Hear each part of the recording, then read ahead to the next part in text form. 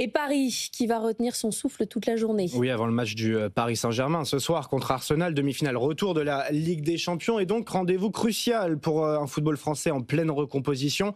À la manœuvre, ce sont les milliardaires français longtemps désintéressés par ce sport qui investissent tour à tour et ce en particulier dans la région parisienne, Justine Vassogne.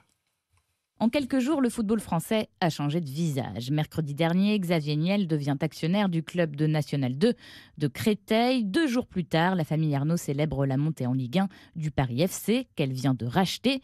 Vincent Chaudel est fondateur de l'Observatoire du Sport Business. Le signe positif, ça a été M. Pinault à Rennes, mais ça remonte déjà à 25 ans. Enfin, nos milliardaires s'intéressent au sport de haut niveau, comme les milliardaires américains le font aux États-Unis, comme les Allemands le font en Allemagne, les Italiens, etc. On est plutôt en train, enfin, de corriger des anomalies. Une anomalie corrigée un peu par hasard. Antoine Arnaud a demandé à la banque Rothschild s'il y avait des dossiers intéressants dans le football, nous dit son entourage.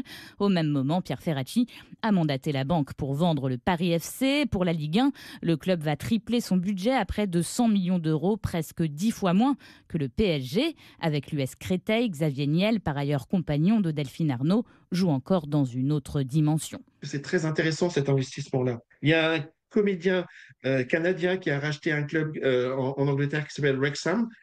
Il l'a racheté en 5e division, comme Créteil, et qui vient de faire 3 montées de suite. Il arrive en 2e division.